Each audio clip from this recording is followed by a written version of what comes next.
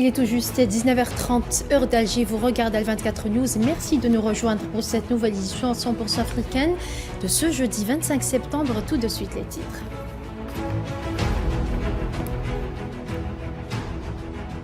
Prise de parole, rencontres bilatérales ou encore participation à des réunions de haut niveau intense, activité pour le ministre des Affaires étrangères algérien à New York. L'Algérie se distingue par une vision avant-gardiste des relations internationales à l'occasion de la 80e session ordinaire de l'Assemblée générale des Nations unies. Sahara occidental, le roi d'Espagne réaffirme l'attachement de son pays à un règlement de la question sahraoui sous l'égide des Nations unies.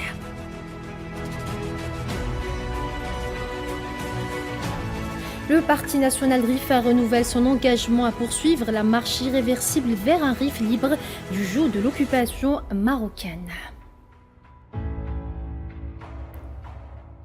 Et la République démocratique du Congo et le Rwanda annoncent dans un communiqué la mise en œuvre de l'accord de paix, laissant entrevoir une avancée majeure dans ce dossier.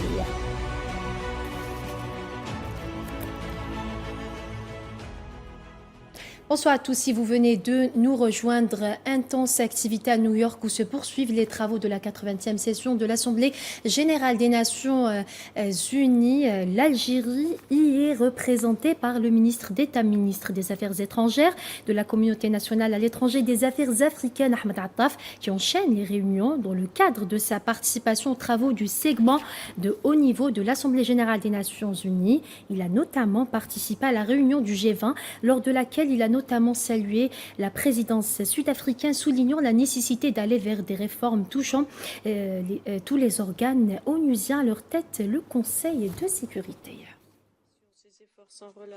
En ce 80e anniversaire des Nations Unies, nous devons œuvrer ensemble pour préserver ce qui peut être décrit comme étant l'héritage le plus précieux, le plus sacré de l'humanité. Cela inclut notamment les Nations Unies elles-mêmes et tout ce que les Nations Unies représentent en termes de droit international, de multilatéralisme et de coopération mondiale et d'interdépendance. Deuxièmement, la prise de conscience croissante quant aux injustices et aux déséquilibres de la gouvernance actuelle mondiale doit continuer à des réformes concrètes. L'Afrique ne doit plus être en marge du monde. Le Conseil de sécurité et les trois institutions de Bretton Woods doivent entreprendre des réformes d'ensemble. Ahmed Attaf a réitéré ce jeudi à New York lors de la réunion du groupe des 77 la nécessité de consacrer le principe de la représentation équitable des pays en développement au sein des différentes institutions internationales, soulignant que la charte d'Alger de 1964 demeure une référence pour la coopération et la coordination entre les pays du groupe.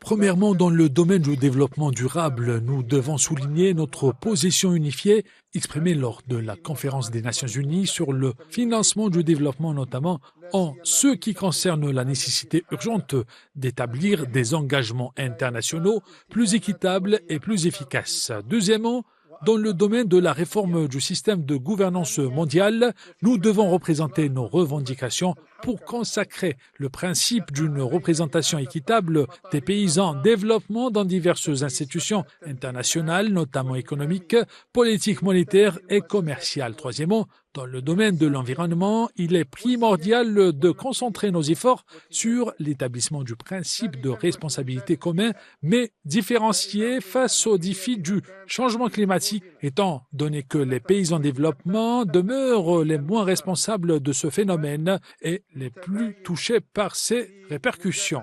Quatrièmement et enfin, en ce qui concerne la question du transfert de technologies et de connaissances, nous devons œuvrer pour imposer l'adoption de mesures concrètes qui garantissent l'engagement des pays en développement dans les révolutions en cours dans les domaines de la numérisation, de la robotique, des nanotechnologies, de l'intelligence artificielle et des énergies renouvelables, d'autant plus que ces révolutions vont inévitablement remodeler les caractéristiques de l'économie mondiale dans son ensemble. Le Conseil de paix et de sécurité de l'Union africaine s'est réuni hier à New York dans le cadre d'une session de haut niveau à laquelle a pris part Ahmed Attaf, l'Algérie, et a souligné la nécessité d'une vision diplomatique africaine efficace sur le terrain. On fait le point avec Khairadine Batache. Repositionner l'Union africaine et redynamiser son rôle central et essentiel. C'est dans cet esprit que l'Algérie contribue à l'essor d'un continent en pleine mutation et faisant face à toutes sortes de défis qui conditionnent son avenir en tant que terre d'opportunités et d'espoir. Dans son allocution au sommet du Conseil de paix et de sécurité de l'Union africaine sur la dynamisation des efforts de prévention et de règlement des conflits en Afrique, tenu en marge des travaux de l'Assemblée générale des Nations unies, le ministre d'État, ministre des Affaires étrangères de la Communauté nationale à l'étranger et des Affaires africaines, Ahmed Attaf a mis l'accent sur le nombre important de foyers de tensions, de crises et de conflits qui constituent un terreau fertile au terrorisme. Attaf a par ailleurs fustigé le recul des efforts internationaux et de l'intérêt mondial pour l'Afrique, symbolisé par les restrictions imposées aux missions de maintien de la paix déployées en Afrique. Du Sahel à la Corne de l'Afrique et de la région des Grands Lacs à des parties d'Afrique du Nord, l'instabilité s'accroît, perturbant ainsi la vie de millions de personnes et menaçant l'avenir du continent tout entier. Il est probablement plus préoccupant que le terrorisme soit devenu la principale menace pour la paix et la sécurité en Afrique, avec l'augmentation effrayante de 400% du nombre d'attaques terroristes enregistrées durant la précédente décennie dans le continent et une hausse de 237% du nombre de décès qui en résultent.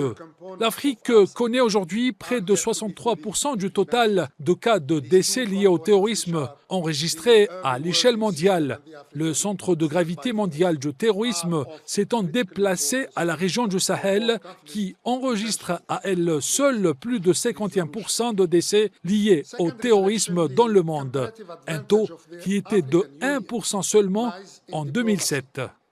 L'Algérie relève ainsi la nécessité d'une vision diplomatique africaine efficace sur le terrain par le biais des représentants du président de la Commission de l'Union africaine et de ses 2 envoyés spéciaux pour engager davantage d'initiatives et mener les efforts pour instaurer une paix régionale et internationale en Afrique.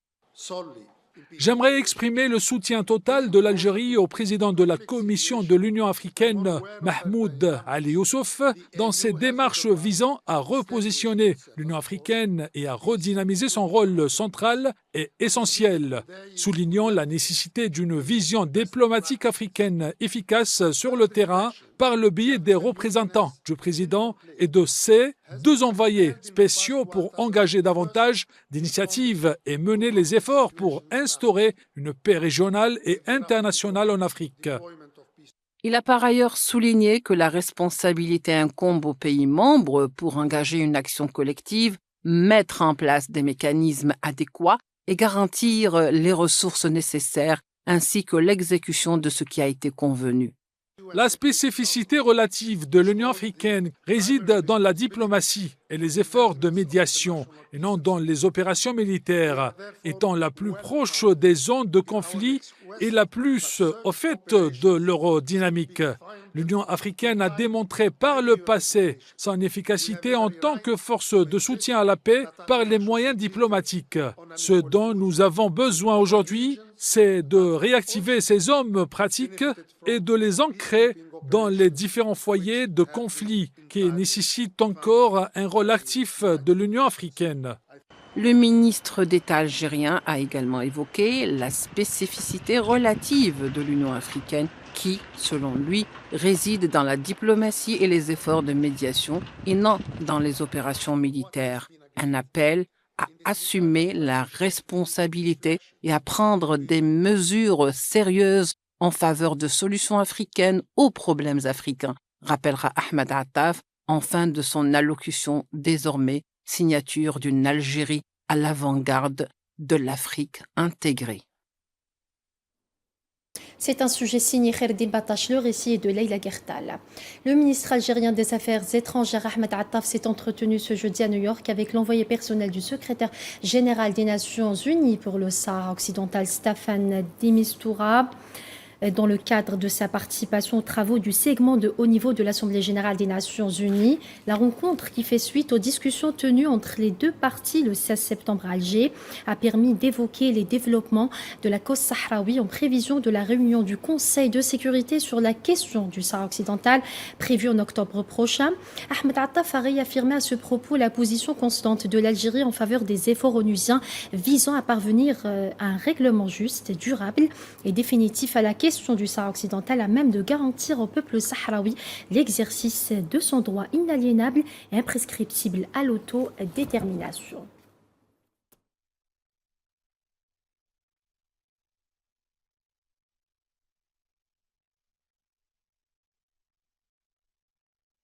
Sous la coupole de l'Assemblée générale des Nations unies, la diplomatie algérienne s'active pour unir la voix de l'Afrique autour de questions d'intérêt commun, mais aussi bilatérales. Pour plus de détails, retour sur une série d'entretiens entre le ministre algérien des Affaires étrangères Ahmed Attaf et plusieurs de ses homologues africains.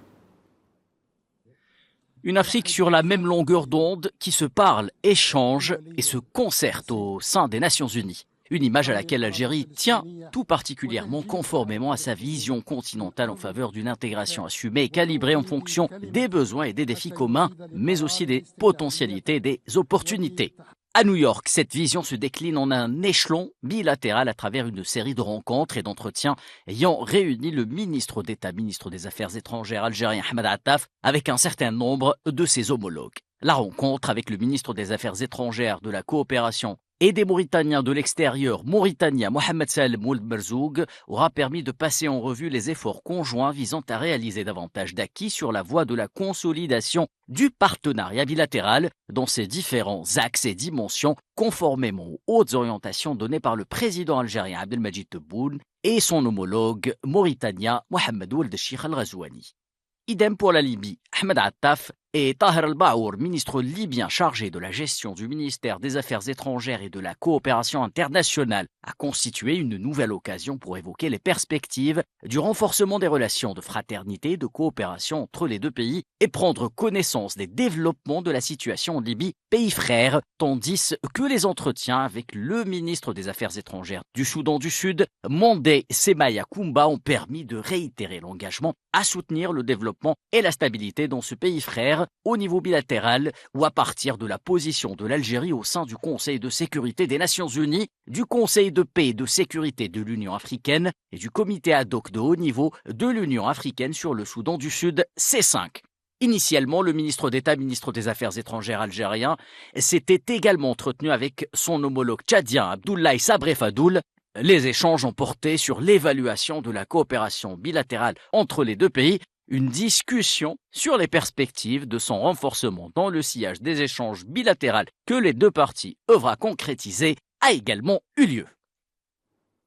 C'est un sujet signé Kherdim Batash. Par ailleurs, Ahmed Attaf a également insisté mercredi soir à New York sur l'impératif de garantir l'égalité des chances entre les États pour l'accès aux technologies de l'intelligence artificielle.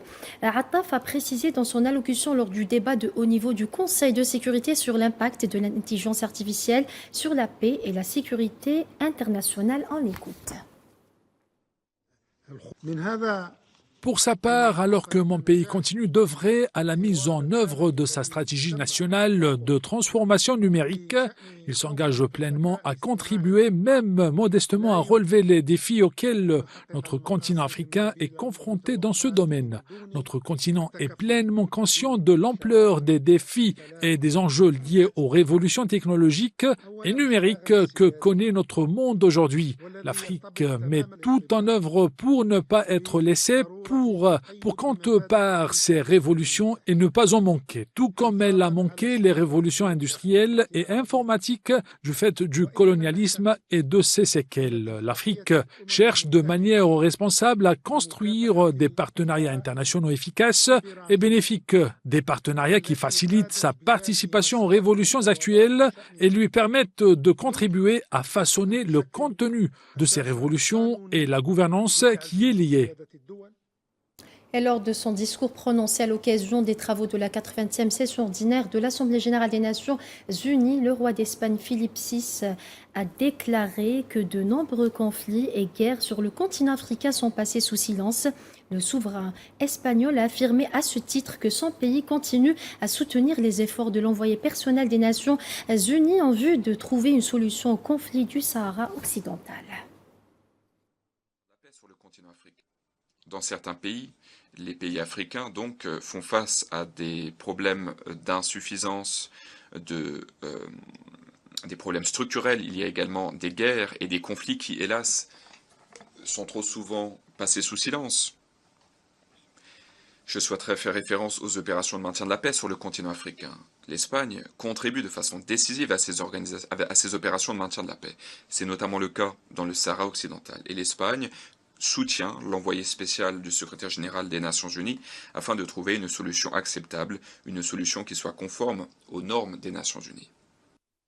La Fédération internationale pour la protection des droits des minorités ethniques, religieuses, linguistiques et autres et le Mouvement international des jeunes et des étudiants pour les Nations Unies ont averti que le Sahara occidental reste la dernière question de décolonisation non résolue en Afrique depuis près d'un demi-siècle, niant au peuple sahraoui son droit inaliénable à l'autodétermination. L'activiste Najla Mohamed El-Amin Selma, qui a présenté la déclaration conjointe au nom des deux organisations lors de la session du Conseil des droits de l'homme, a souligné que le peuple sahraoui est confronté à une répression continue sous l'occupation marocaine, tandis que ces ressources naturelles sont exploitées illégalement, des phosphates et des pêcheries aux projets d'énergie renouvelable et aux minéraux vitaux, et cela sans le consentement du peuple sahraoui, en violation flagrante du droit international et du principe de souveraineté permanente sur les ressources naturelles.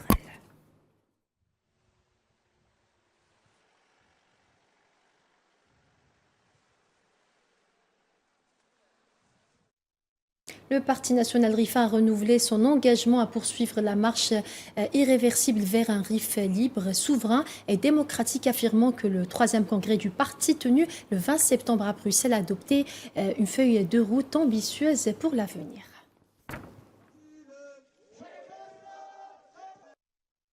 Au Soudan, l'armée soudanaise a annoncé avoir mené des raids aériens sur des positions contrôlées par les forces de soutien rapide dans la ville d'Al-Fasher, dans l'état du Darfour. Un responsable militaire cité par la chaîne Al Jazeera a déclaré que l'armée a réussi à détruire des caches de munitions et des engins militaires appartenant aux forces de soutien rapide d'Al-Fasher à travers plusieurs raids aériens.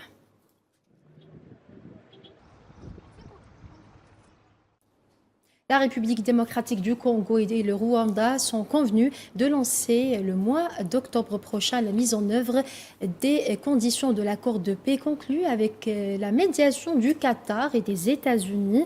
La mise en œuvre de l'accord débutera le 1er octobre. Les opérations visant à éliminer la menace de la part du groupe armé Force démocratique de libération basé en RDC et à retirer des troupes. La mise en œuvre des mesures doit s'achever d'ici la fin de l'année.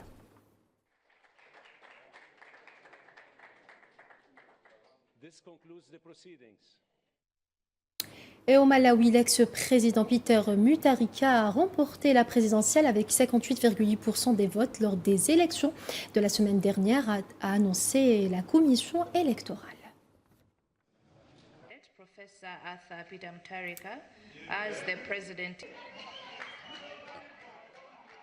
Le président sortant, Lazarus Chakwera, a obtenu 33% des bulletins de vote.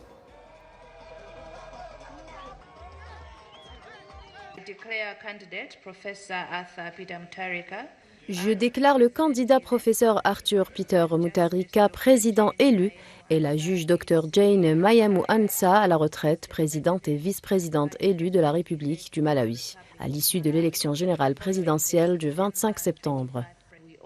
Nous sommes tous malawites et nous sommes bien plus forts que tout ce qui nous sépare. Travaillons tous ensemble pour servir notre pays et offrir aux générations futures un Malawi meilleur, plus fort et plus prospère. Mutharika est un homme du peuple car il accorde une grande importance à l'alimentation des villageois. J'espère qu'il s'attaquera à ce problème et que les engrais seront disponibles à moindre coût. J'étais vendeur de vêtements, mais la hausse des prix m'a réduit à la mendicité. Mais avec ce nouveau dirigeant, j'ai bon espoir que la circulation monétaire s'améliorera et que les prix des produits de base redeviendront abordables. Et l'Union africaine a félicité ce jeudi Peter Mutharika pour sa victoire à la présidentielle tout en saluant le président sortant Lazarus Chakwera qui a reconnu sa défaite. Le président de la Commission de l'Union africaine, Mahmoud Ali Youssouf, a félicité Mutharika pour sa victoire selon un communiqué publié sur les réseaux sociaux, tout en évoquant un processus démocratique crédible.